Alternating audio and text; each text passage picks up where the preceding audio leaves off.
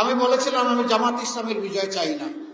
আপনারা বলবেন আশ্চর্য, তাইলে এই দল আপনি করেন কেন, এই দলের আমির আপনি হয়েছেন কেন যদি এটার বিজয় না চান? আমি আসলেই জামাতে ইসলামের বিজয় চাই না, আমি 18 কোটি মানুষের বিজয় চাই।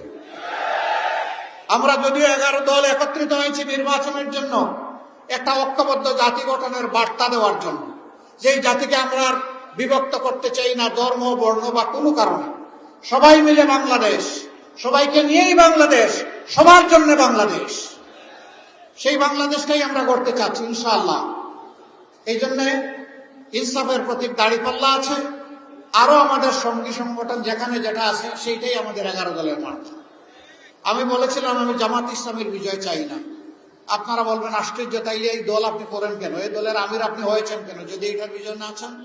আমি আসলেই জামাতে ইসলামের বিজয় চাই না, আমি 18 কোটি মানুষের বিজয় চাই। 18 কোটি মানুষের বিজয় নিশ্চিত হলে আপনি আমি সবাই আলহামদুলিল্লাহ গর্বিত হয়ে যাব, উপকৃত হয়ে যাব। সেই বাংলাদেশটাই দেখতে চাচ্ছি। হুঙ্কার দিয়ে ক্ষমতার কোনো খবর নাই, মনে হয় যেন এখনই ক্ষমতার দাপটে অস্থির।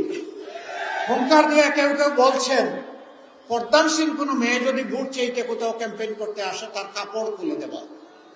লজ্জা! এগুলা কুলাঙ্গার, এগুলা কি কোনো মায়ের গর্ভ থেকে জন্ম নেয় নাই? যদি জন্ম নিয়ে থাকে তাহলে কেমনে বলে একজন মায়ের গা থেকে টান দিয়ে কাপড় খুলে দিবা? আপনারা দেখেছেন শুধু ভোট চাওয়ার অপরাধে একজন পর্দাসীন মায়ের পেটে লাথি দিয়েছে।